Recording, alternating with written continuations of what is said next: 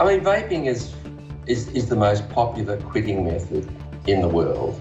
Appears to be the most effective aid to quitting it, and yet there's so much misinformation about vaping and about nicotine. I wrote the book to give smokers the evidence to make an informed choice about vaping. Hi, I'm Brent Stafford, and this is a special edition, a holiday edition of RegWatch. And joining us today is Dr. Colin Mendelsohn. Colin, how are you? G'day, Brent. Very well, thanks. Thank you for coming back on the show. For our viewers who don't know much about you, which would be hard to imagine because you definitely are well known here in North America, you're in Australia. Fill our viewers in a little bit about yourself.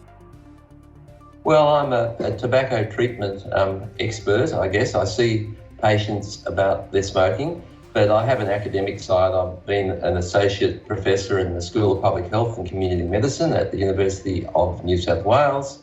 I'm the founding chairman of the Australian Tobacco Harm Reduction Association charity, and I'm on the guidelines committee that develops the Australian guidelines. While we have you on for the first half of this show here is that we are in between Christmas and New Year's.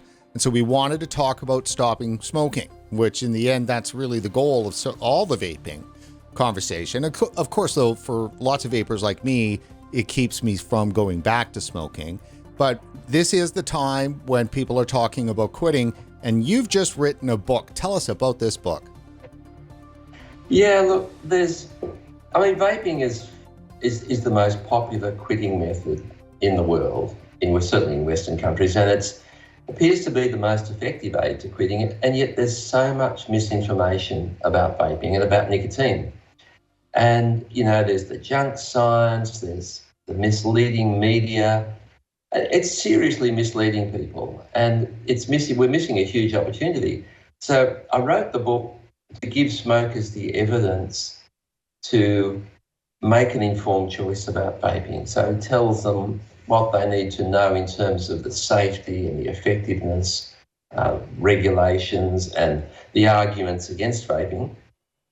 But it also gives a practical step-by-step outline on how to actually make the switch. I mean, it's quite overwhelming as a new vapor. And, you've got to decide what device to use, how much nicotine to use, learn all the terminology, mouth-to-lung vaping, how much nicotine to use, how do you vape safely. So the book covers all those practical aspects. But it's also for vapors. I think the vapors often, early vapors in their career often have still quite a lot to learn and still working on finding the right device. So it's a help for them.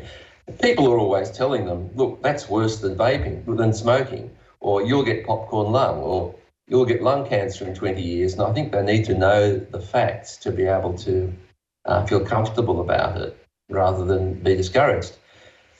But the third thing I wanted to explore was, why is vaping so controversial? I mean, I naively thought that once we had the evidence, people would embrace vaping, but in fact, it's the very opposite. And I wanted to understand that, and the book is an explanation, as I see it, of why we have this violent anti-vaping opposition. And it's not about the evidence. It's about everything but the evidence. It's about ideology, vested interests, politics, financial issues, fear of new technology, moral values, and so many other things. So I think someone who's thinking of vaping needs to realise it's not because vaping's a problem that there's this opposition, it's because of all these other factors. But I've been working with smokers for over 40 years now, and it's always been a struggle. And I'm supposed to be a smoking expert, but the quitting rates have been so low. And, my experience with vaping is supported by the evidence, and that is that it helped so many people to quit who can't quit with other methods. It's the most exciting development we've seen in at least 15 years, and I think it should be embraced, and yet there's all this relentless opposition. So the book is aiming to counter some of that. So obviously quitting smoking is difficult. I mean, I did it. and thankfully I did use vaping in the manner in which I ended up staying quit. Vaping was what did it. But you know, it's hard to do. So for somebody who's out there listening to this right now that may not have started vaping, what's the biggest hurdle to help them get there? Yeah, look, I ask all my vaping patients why vaping has worked for them, and there are two answers. One is they say it's because of the action. You know, it's the whole ritual, the sensations, and that conditioned behaviour. And when you quit smoking, and the treatments are available, can help you to quit, but you miss that whole action that goes with smoking. And the other thing they say is it helps to prevent relapse. So, you know, if you're at a party, having a drink, getting stressed, being with other smokers, you're going to feel like a cigarette because that's what you do and that's what your brain tells you to do. Having a vape prevents that relapse. So it gives you the nicotine you're addicted to, it addresses the behavioural side of things and prevents relapse. I mean, it really has it all covered.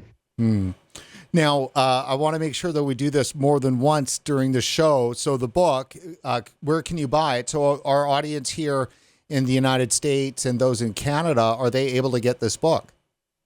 Yeah, look, the book is being printed in the US and in the UK and in Australia, so they can just order it from Amazon or Barnes & Noble or one of the big online booksellers. So it's easy to get, and it's just shipped locally from those booksellers. So I'm just going to, for those of us, those small number of viewers that are actually watching this in our audio podcast, the book is called Stop Smoking, Start Vaping, The Healthy Truth About Vaping. Now, I love that. Well, stop smoking, start vaping. I mean, that's like, yes, sir. Yeah, well, I mean, we've been telling people to stop smoking for years, and they've been trying unsuccessfully. And it's still the leading preventable cause of death and illness in Australia and in the rest of the world. And, you know, we're just not doing enough to help them. We're just many countries are saying, well, we just need to keep doing more of the same thing. And it's just not working. In the clinical trials, using the best medications, the quit rate, it is 6 to 15% at quit attempts compared to control. That's using varenicline or NRT. And that's just not good enough. The vast majority of people are not being successful. And we just need to be doing more. We've been resting on our laurels. And smoking's not very sexy. It's sort of gone off the radar, but it's still a major cause of death and illness. So, you know, we've got this effective treatment. We should be using it. I want to... and, you know, this is a bit casual. I should almost take my tie off, you know. We're shooting this, obviously, before the holiday. So this is the last interview we're doing for the year. And what a year it's been, I have to tell you. You know, I can't help but wonder, knowing how hard quitting smoking really, truly is. It's really tough. It's not just this thing that's just easy to do. And it seems to me that this book, I mean, instead of talking about vaping and all of its attributes, it's really designed like the biggest impediment to quitting smoking with vaping is to getting over the misinformation. Exactly. I mean, I think the evidence is fairly clear, but there are so many well-funded and well-organised anti-vaping organisations that are spreading misinformation, and the book is designed to counteract that. You know, I use over 400 references in the book. So I'm trying to show that actually we do have very good evidence.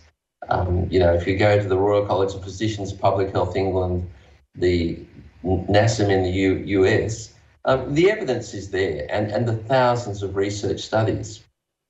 So we have the evidence, and my job in writing this book was to make that evidence available for smokers and vapers in a way that they can believe and read and understand. So it's trying to bring that information to people so they can make their own decision, because they want to quit and they try and quit regularly and they fail regularly. So here's another option. You know, just doing more of the same thing isn't going to work. And we've been doing that for years. We've gone as far as we can, and yet we still have a major problem. We need to try something different, something effective. And the evidence of vaping is very strong. Now, most first world countries, pretty much, regulations ban people from making any kind of comment that says that vaping is a tool that you can successfully use to quit smoking. Like you actually, like in Canada, it's actually against the law in certain. Yes, and in Australia.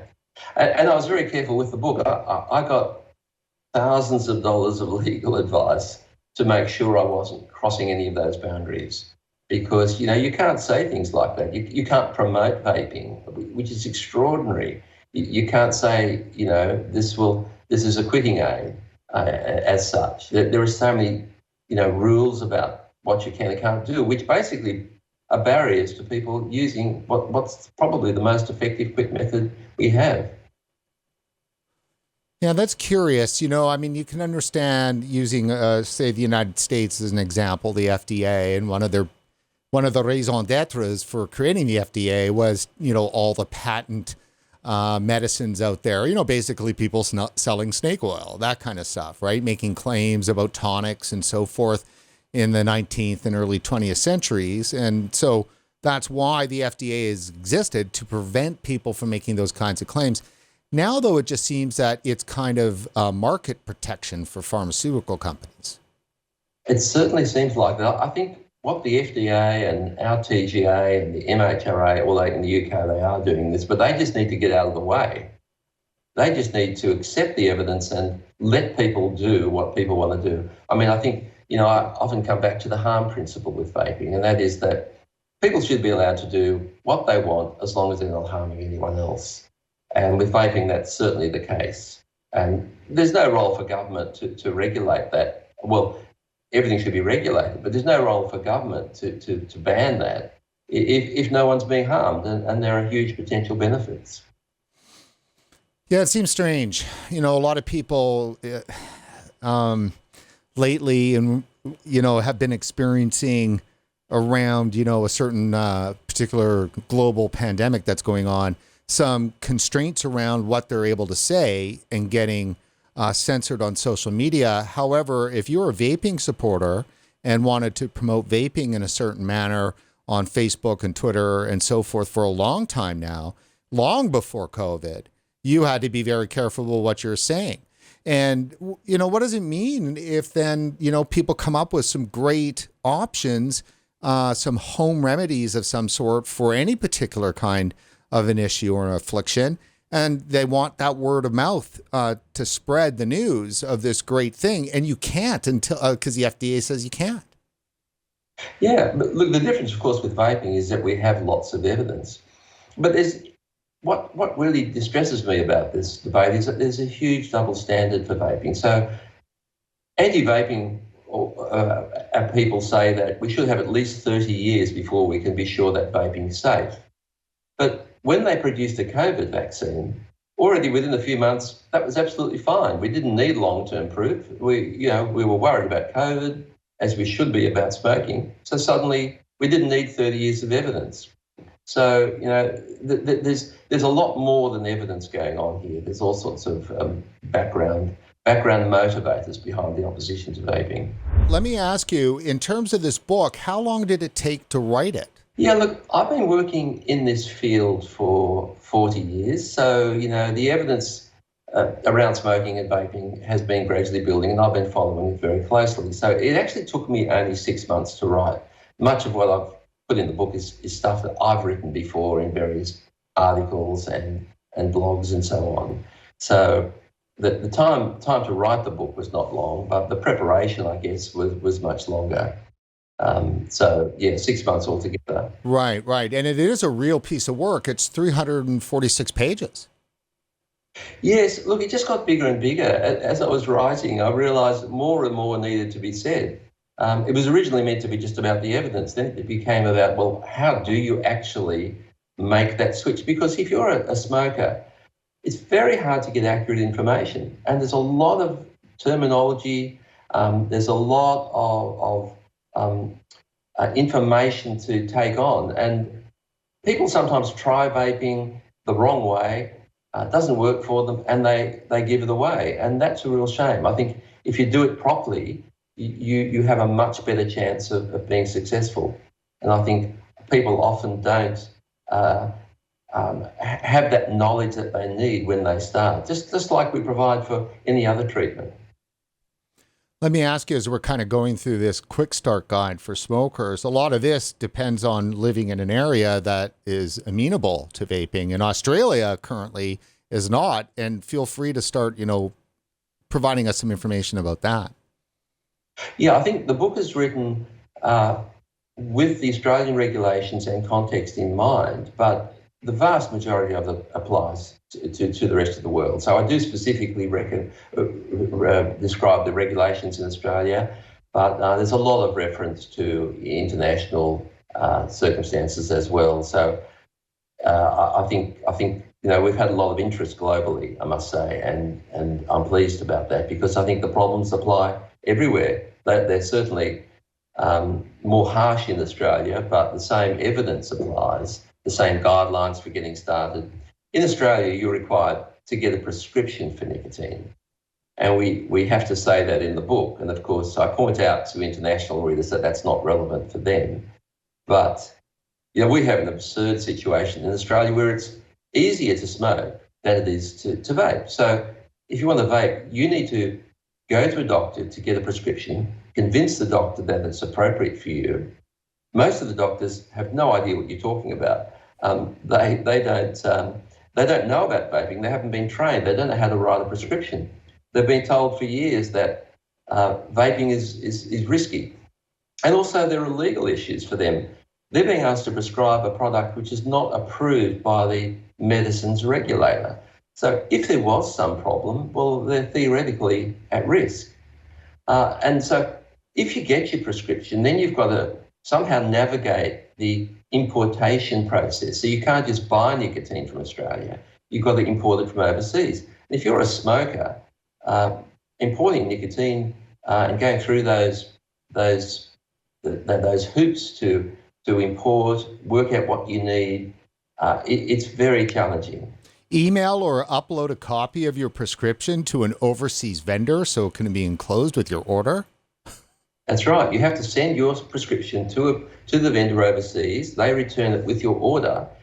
If the Border Force intercepts your parcel and it doesn't have a prescription, you are at risk of a fine of $222,000. Whoa. And you heard me correctly. If you're caught with nicotine liquid in Australia without a prescription, every state has penalties of up to $30,000, and 3 states could put you in jail for having nicotine without a prescription. Now, that's not being enforced, but it's hanging over people's heads. So it's discouraging people from vaping, and I think it's very harmful. Now, there's something very insidious about that when regulators, lawmakers and the regulators, enact laws with huge, massive penalties and repercussions, knowing that they're never going to really be able to enforce them. Or if they do, it'll be selective just to make a point. Yes, that's right. Yeah, it's very unreasonable. And what's most disturbing, Brent, is that you can walk into the nearest gas station and buy a packet of cigarettes without any checking. So, it's absurd, unethical, it's unscientific to make vaping less accessible than it is to buy deadly cigarettes. I mean, this whole thing is tragic on the larger level, whether it's Australia, US, Canada, places in Europe and so forth. I mean, when I first started vaping, and I've shared this story a couple of times with viewers, is that I had to judge for myself the sustainability of vaping as a viable alternative to my smoking. And one of the things was, how hard is it going to be to get? Because I could be in the middle of a desert island almost and still get a pack of Rothmans or a pack of Marlboros. I could trust that I could be anywhere in the world. I was in China, like in the middle of nowhere, able to still get some Chinese cigarettes, right? I mean, their smokes are everywhere. Everywhere. And that's the problem for vapors. If you run out of juice or if you break your device, that it can be very difficult to get a replacement. Whereas you can go to the supermarket next door and buy a cigarette. And we're making it hard for people to make that switch, and that's wrong. So let me ask if this is a sideways question. Obviously, a lot of our viewers are vapors. That's why they watch our content. So for them, who, they have probably reached the point where their advocacy for vaping with anybody left that they know that still smokes, they might have a deaf ear to our vaping friend, communicating. Has there ever been any thought, or did you address it in the book, like how a vapor may be able to talk to a current smoker about vaping in the climate of all this misinformation? Well, I guess I don't directly talk about that, but what I'm very conscious of is that vaping is spreading rapidly, and it's spreading organically because vapors are telling smokers about it. I mean, just about every patient I see says, oh, a friend told me about vaping, or I've converted my mother or my brother. And I think vapors are doing that anyway, because, vaping has saved their lives. People are so grateful they've found vaping. And you have to be very careful how you address smokers. You can't tell them what to do, but you can certainly share the evidence with them or share your experience. And I think one of the best things that vapers can do is to share their experience with other members of the community, with their doctor, with members of parliament. And I think once we reach a critical mass where enough people are convinced and the politicians are aware that their election may be influenced by the support for vaping, then I think we may see a more positive response from the authorities. Now, I'd like to get your expert opinion on a particular kind of news story that's out there. We have this curated up on our website. It was just, published about a week or so ago. This, of course, is a curated article. This was in the New York Post. Men who vape are twice as likely to have erectile dysfunction. Study. Yeah. Look, this is so misleading. I think almost certainly the men who vaped had been smokers. And I think the erectile dysfunction is related to that. I mean, we know that smoking causes erectile dysfunction. It occurs over many years. You get arteriosclerosis, your testosterone levels lower. There may be a small effect from vaping, but this study doesn't show causation. It shows an association. And, it's one of the many mistakes that the media make in presenting data like this. I mean, this is a very catchy headline. This will get a lot of clicks, but it's not representing the real story. It's implying that vaping is causing erectile dysfunction, and there's absolutely no evidence for that. Now, AJPM, the American Journal of Preventive Medicine, I mean, that's a legitimate journal, isn't it?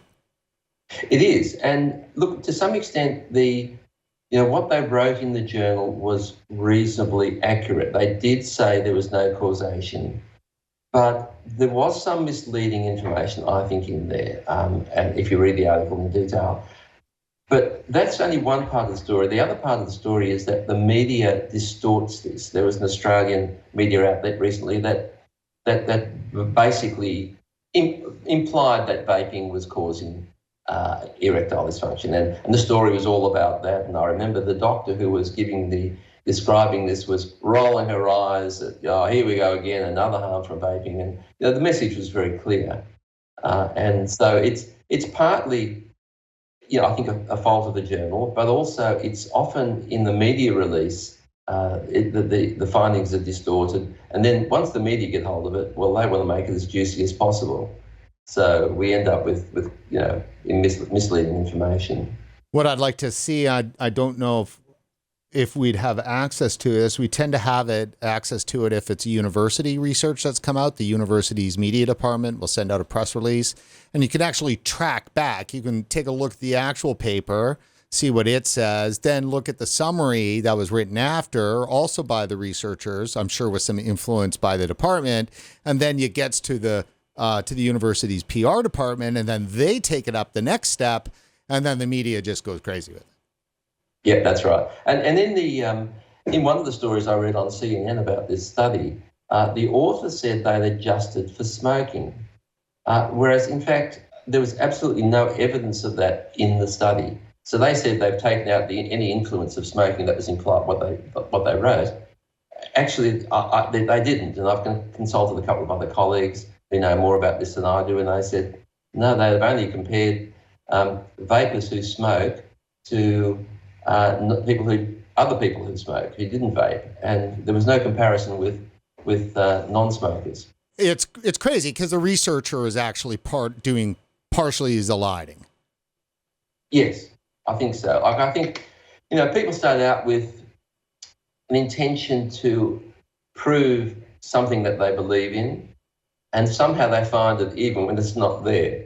And I think the way they present it will also deliver that result.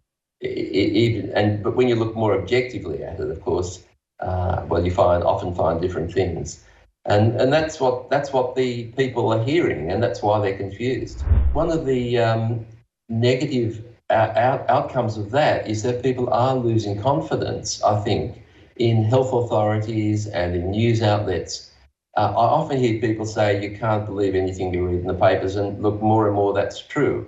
And it's true also for health charities and medical associations that have this anti-vaping view and who are twisting the truth.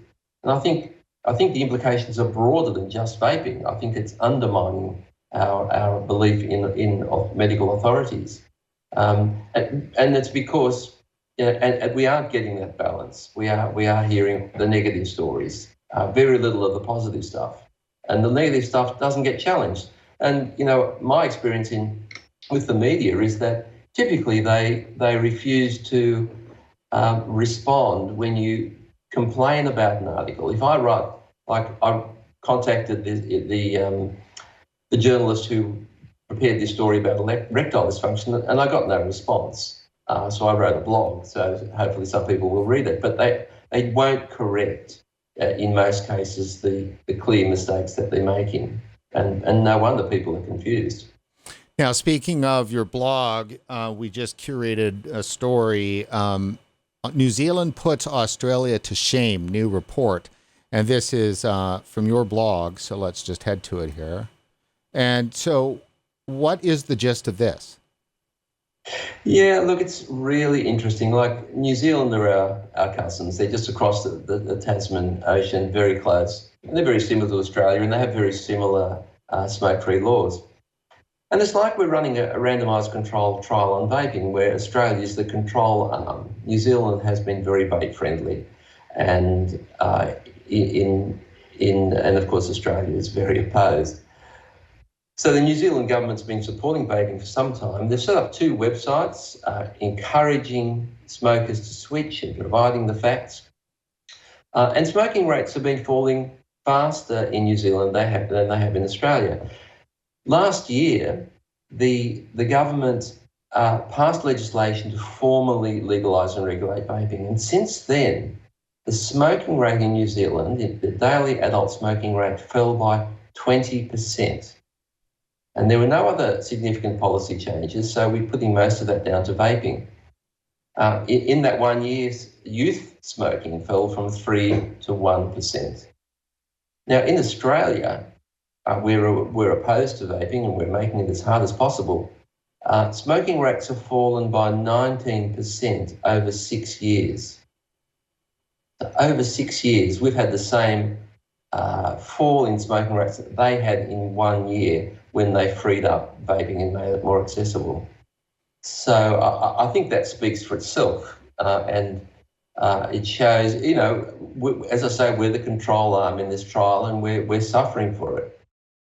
But as well as that, last week the New Zealand government announced its Smoke-Free 25 plan, which was a very bold and innovative plan to reduce smoking to less than 5% by 2025. And this plan includes, it's a package of a whole range of things, some of which not everyone will agree with, but they're reducing nicotine in cigarettes. They're promoting vaping as a substitute so people can switch over more readily. They're increasing smoking cessation services. There's a dramatic reduction in the number of tobacco outlets, we've been trying to get done over here for years. They're introducing what's called a smoke-free generation, which means that if you're 14 now, you'll never be able to smoke even when you get to that smoking age. And look, it's a bold plan to deal with a devastating health issue. So I certainly support it. Whereas Australia released a preventive health plan this week with a goal of 10% by 2025, which is a negligible reduction. They're just doing more of the same thing. There were no new strategies, and they've reaffirmed their opposition to vaping. So I think it's a really good example of how vaping is working and support for vaping is leading to dramatic changes, and in one country, whereas in another country, the opposite is happening. Well, it is amazing. I like how you put it. There's a controlled experiment going on, and Australia is the control. Yeah. Unfortunately, yeah. I mean, but apparently we're right though.